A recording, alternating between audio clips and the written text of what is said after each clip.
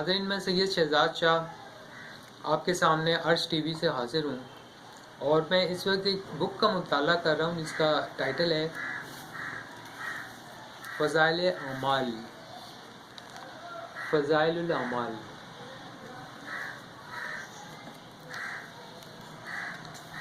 تو اللہ کا نام لے کے شروع کرتے ہیں. بسم اللہ الرحمن الرحیم. پہلا باب. دین کی خاطر سختیوں کا برداشت کرنا اور تکالیف و مشقت کا جھیلنا. حضور اقدس صلی اللہ علیہ وآلہ وسلم کرم وجہ اللہ نے دین کے پھیلانے میں جس قدر تکالیف اور مشکلات برداشت کی ہیں، ان کا برداشت کرنا تو درکنار، اس کا ارادہ کرنا بھی ہم جیسے نالائقوں سے دشوار ہے.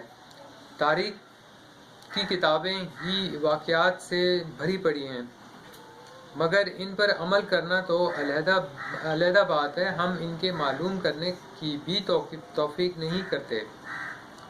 اس کتاب میں چند قصوں کو نمونہ کے طور پر ذکر کیا ہے. اس میں سب سے پہلے حضور اقدس صلی اللہ علیہ وآلہ وسلم کے ایک قصے کی ابتدا کرتا ہوں کہ حضور کا ذکر برکت کا ذکر ہے. حضور اکرم صلی اللہ علیہ وآلہ وسلم کے طائف کے سفر کا قصہ. نبی کریم صلی اللہ علیہ وآلہ وسلم نبوت مل جانے کے بعد 9 برس تک نبی کریم صلی اللہ علیہ وآلہ وسلم نے تبلیغ فرماتے رہے اور قوم کی ہدایت کو اصلاح کی کوشش فرماتے رہے. لیکن تھوڑی سی جماعت کے سوا جو مسلمان ہو گئی تھی، وہ تھوڑے سے ایسے لوگوں کے علاوہ جو باوجود مسلمان ہونے کے آپ کی مدد کرتے تھے، اکثر کفار مکہ آپ صلی اللہ علیہ وسلم کو اور آپ صلی اللہ علیہ وسلم کے صحابہ کو ہر طرح کی تکلیف پہنچاتے تھے، مذاق اڑاتے تھے اور جو ہو سکتا تھا ان سے کرتے تھے. حضور اکرم صلی اللہ علیہ وآلہ وسلم کے چچا ابو طالب بھی انہی نیک لوگوں میں تھے جو باوجود مسلمان نہ ہونے کی حضور صلی اللہ علیہ وسلم کی ہر قسم کی مدد فرماتے تھے. 10ویں سال میں جب ابو طالب کا بھی انتقال ہو گیا تو کافروں کو اور بھی ہر طرح کے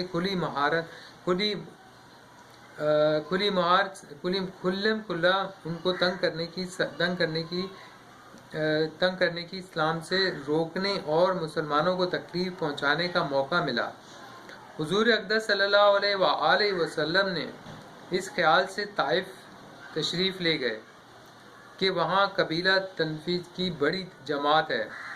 اگر وہ قبیلہ مسلمان ہو جائے تو مسلمانوں کو ان تکلیفوں سے نجات ملے اور دین کے پھیلنے کی بنیاد پڑ جائے. وہاں پہنچ کر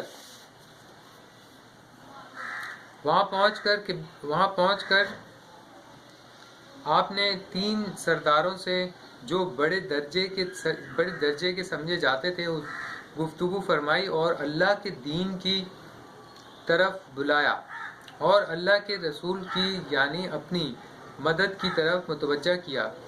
مگر ان لوگوں نے بجائے اس کے کہ دین کی بات کو قبول کرتے، ایک ہی کم میں عرب کی مہمان نوازی کے لحاظ سے ایک نوادر مہمان کی خاطر مدارت کرنے کے ساتھ جو اب دے دیا اور نہایت بے رخی اور بد اخلاقی سے پیش آئے. ان لوگوں نے یہ بھی گوارا نہ کیا کہ آپ صلی اللہ علیہ وسلم یہاں قیام فرما لیں گے. جن لوگوں کو سردار سمجھ کر بات کی تھی وہ شریف ہوں گے اور مہذب گفتگو کرتے. ان میں سے ایک شخص بولا کہ کیا آپ ہی کو اللہ نے نبی بنا کر بھیجا ہے؟ دوسرا بولا کہ اللہ کی تمہارے سوا کوئی اور نہیں ملا؟ اللہ کو تمہارے سوا اور کوئی نہیں ملا؟ کوئی نہیں ملا کہ تم کو رسول بنا کر بھیج دیا؟ تیسرے نے کہا کہ تجھ سے بات کرنا نہیں چاہتا. اس لیے کہ اگر تو واقعی نبی ہے جیسا کہ دعویٰ ہے تو تیرے بات سے انکار کر دینا مصیبت سے خالی نہیں، اور اگر تو جھوٹ ہے تو میں اس ایسے شخص سے بات کرنا نہیں چاہتا۔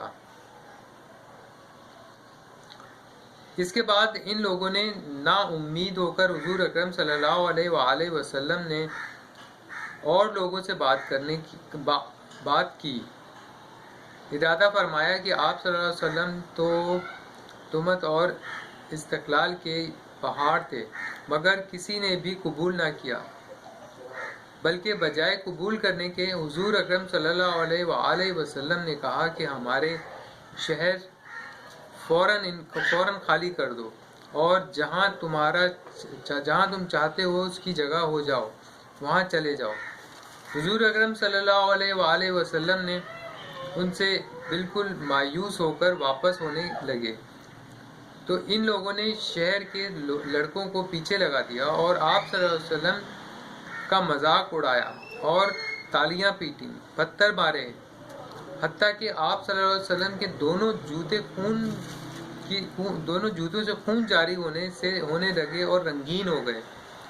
حضور اکرم صلی اللہ علیہ وآلہ وسلم اسی حالت میں واپس ہوئے۔ جب راستہ بھی ایک جگہ ان شریروں سے اطمینان ہوا تو حضور اکرم صلی اللہ علیہ وآلہ وسلم نے یہ دعا فرمائی: اے اللہ، تجھی سے شکایت کرتا ہوں اور اپنی کمزوری اور بے بسی کی اور لوگوں میں ذلت اور رسوائی کی۔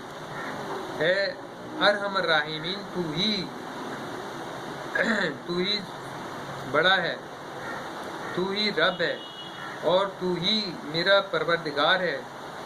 تو مجھے کسی کے حوالے کرتا ہے، کسی اجنبی بیگانے کے جو مجھے دیکھ کر ترس رو ہوتا ہے، اور منہ بڑھا کر کسی شخص کے جس کو تو نے مجھ پر قابو دے دیا ہے۔ اے اللہ، تو مجھ سے راضی نہیں ہے تو مجھے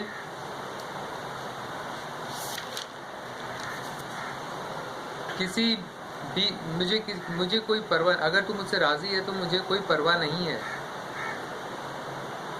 تیری حفاظت مجھے کافی ہے۔ میں تیرے چہرے کے اس نور کی طفیل جس سے تمام اندھیروں روشنی ہوگی اور جس سے دنیا اور آخرت کے سارے کام درست ہو جاتے ہیں، اس بات سے پناہ مانگتا ہوں، اور مجھے تیرا غصہ ہو یا تو مجھ سے ناراض ہو، تیرے اصل کا اس وقت تک ڈر کرنا ضروری ہے۔ جب تک تو راضی نہ ہو تیرے سوا کوئی طاقت نہیں ہے۔ مالک الملک کی شان قہاری کا اس پر جوش آنا ہی تھا کہ حضور اکرم کے جبرائیل علیہ السلام نے آ کر سلام کیا اور عرض کیا کہ اللہ تعالیٰ نے آپ کی قوم کی وہ گفتگو جو آپ سے ہوئی سنی اور ان کے وجوہات سنے، اور ایک فرشتے کو جس کے متعلق پہاڑوں کی خدمت ہے آپ کے پاس بھیجا ہے، آپ جو چاہیں اس کے حکم دیں۔ اس کے بعد اس فرشتے نے سلام کیا اور عرض کیا کہ جو ارشاد ہو اس تعلیم سے کروں گا، اور ہوگا دونوں جانب کے پہاڑوں کو ملا دوں گا جس سے یہ سب درمیان میں کچلے جائیں گے، اور جو سزا آپ صلی اللہ علیہ وسلم تجویز فرمائیں۔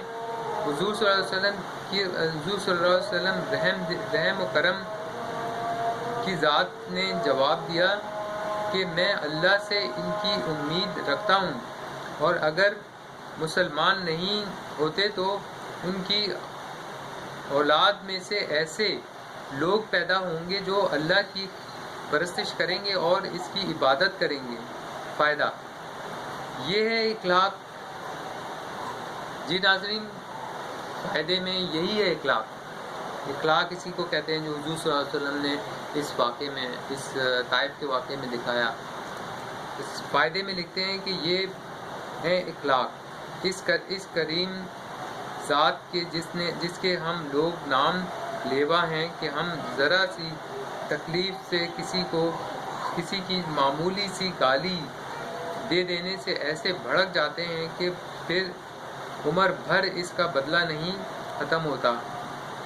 ظلم کرتے رہتے ہیں اور دعویٰ کرتے ہیں کہ میں محمدی ہوں ہونے کا. نبی کریم صلی اللہ علیہ وسلم کے پیروکاروں کا نبی کریم صلی اللہ علیہ وسلم اتنی سخت تکلیف اور مشقت اٹھانے کی باوجود بددعا نہ فرمائی. ناظرین، یہ تھی فضائل اعمال سے حضور صلی اللہ علیہ وسلم کا پہلے باب کا قصہ جو میں نے آپ کے سامنے پڑھا. ناظرین، بس آپ ایک کام کریں، عرش ٹی وی کو لائک کریں، اس کو سبسکرائب کریں اور بیل کے آئیکن پہ ضرور کلک کریں. شکریہ. السلام علیکم.